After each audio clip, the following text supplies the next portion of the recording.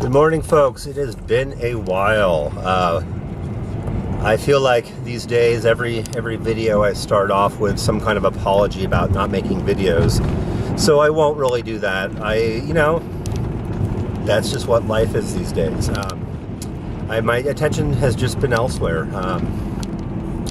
To some degree, as much as I do enjoy making videos and shooting the shit about watches and other things, it was a little bit of a, I wouldn't say surrogate is the right word, but I was using it as a replacement, surrogate in a way, for some of the other things that I wanted to be focusing on, the more creative projects that I have, specifically writing. So since I've been writing more, kind of furiously trying to edit and work on this novel, I just haven't had the time or focus to put towards making videos. So who knows, maybe that will change in the future. I'm not sure. We'll see. But I wanted to do just a little check-in because it's been several weeks, maybe a month, I'm not sure, since I last did a video. I just got, I guess the first news is I just got the Blackbird back about a week ago. I was telling Jeff McMahon that when I opened up the box, it was so shiny and new, and I was tempted to say, maybe I should just sell it. Maybe I should try to get out. I'm stroking it like it's my precious. It struck me that its value was at its highest that I would ever have it at. Just after a service, in perfect, pristine condition,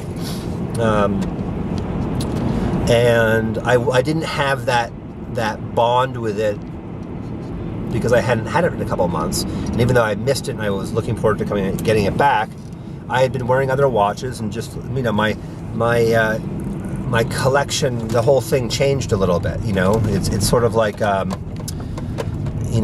seeing your girlfriend for a couple months, and then you start looking around.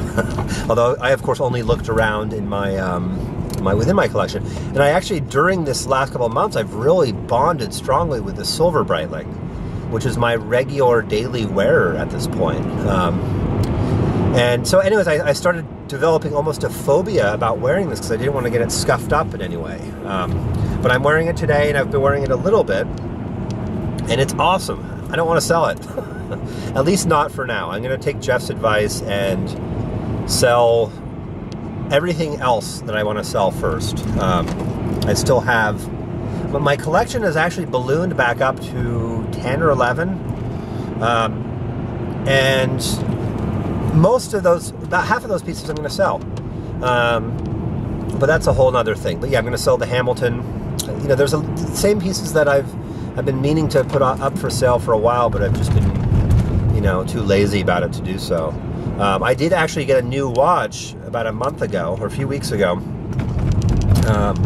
It's a watch that I've wanted for quite some time, and then my desire for it faded, but then it came available. That's often how it works. So I bought it anyways, and it's a cool little watch. It's, very, relatively inexpensive. It's a quote-unquote Tier 2 watch.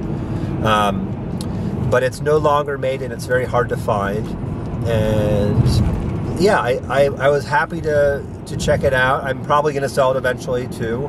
But that's what watches are. They're many of them are rentals. They're impermanent. I think we have this illusion with watches that we're going to get to this point where we finalize our collection. It's sort of like the idea of the American dream. Now, I'm sure every country, every culture has their own version of this. Some could be very close, some could be very different. But the American dream of having, a good income, which probably in this era, good income would be considered six figures, or at least high five figures with lower expenses. Depends on where you live also. If you live in, say, San Francisco, the cost of living is much higher than in, say, Nebraska. Anyways, having a good income, a job that you like, a spouse, a couple kids, a house, the suburbs, etc. Now this is adapted. That was sort of the 50s version, and it adapted. And certainly starting in the 60s, these ideas about, well, what's my passion? What really drives me in life?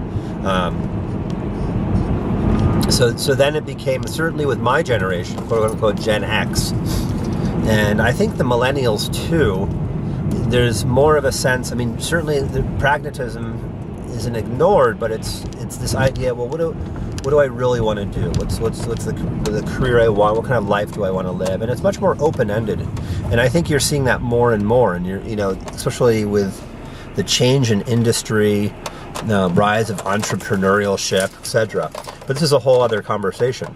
But my point is that there's a certain sort of false permanence that's imagined, like my adult life, my future life, go through college, go to high school, maybe meet my spouse there, or maybe afterwards. It's probably wiser. Enjoy your college years. Go to graduate school, get your career going, get married, buy a house, have kids, etc. So and then by the time you're in your 30s, you've got your life, which is your life for the next 30 plus years until you retire. And of course, there's these imagined permanencies, even retirement. Your golden years is sort of an imagined permanency, like as if that's going to last forever. As if you can somehow create this final state of being in your life that will last forever. And you won't continue to grow old. You won't continue to,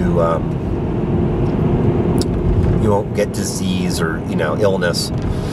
So all of this was just a way to say that, there is no permanency. There's no final collection. There's no, certainly I think you could get to a point, and I think, I tend to agree with Carl Jung, who said that psychological maturity, in a way, your life becomes narrower because you have to make choices. This is just one of the things that's different about being 20 versus being 40, certainly versus 60. Your choice, you have to make choices. You have to decide, am I going to go this way or that way? I can't necessarily always do both. Now, I say that with some caveat. For instance, let's say you want to be an artist, but you also want to be a psychologist. You can do both. You could work as a psychologist and do art in your spare time, or you could do both part-time. There's ways to do this. But I mean in terms of, really broad picture stuff. So it could be that you could narrow down your life choices to some degree, your watch collection in this regard, because the watch collection really it's a symbol, a representation of life, your collection, how you relate with it, etc. It's not defining of your life. Don't worry, folks. It's not who you are. Isn't your watch collection, but it does kind of represent it to some degree. It's a microcosm. So I think it's possible to get to a point where you're basically happy with a collection, and you might change it over time, slowly. It's sort of like learning any skill. If you learn to ride a bicycle, the biggest jump is when you can ride, right? There's this hard learning process, and then you're basically can ride your bike. And then beyond that, there's skills you can pick up, you can get better at it, etc. But the big jump is just learning to ride, right? And then it's just little fine-tuning. Or learning how to play an instrument is like that too. Although I think there's more distinct further there's stages of mastery, I guess. So I think it's possible to get to a point where you're basically happy with your collection, and you might change it only slowly over time. I'm close to that. I just need to cut away the spare pieces. There's nothing out there that I feel like I need to get to that point. It's just a matter of cutting away. And I will get to that in a moment in a second part. I have to drop off my laundry. You remember my situation where our dryer does not work, and we're going to move in a few months, so we're not going to buy a new dryer. All right, I will be back in a moment. Making videos and shooting the shit about watches and other things. It was a little bit of a, I wouldn't say surrogate is the right word, but I was using it as a replacement. Won't really do that. You know, that's just what life is these days. My attention has just been elsewhere. You know, to some degree, as much as I do enjoy edit and work on this novel, I just haven't had the time or focus to put towards making video. Good morning, folks. It has been a while. I feel like these days, every video I start off with some kind of apology about not making videos. So yeah, surrogate in a way for some of the other things that I wanted to be focusing on, the more creative projects that I have, specifically writing. So since I've been writing more, kind of furiously trying to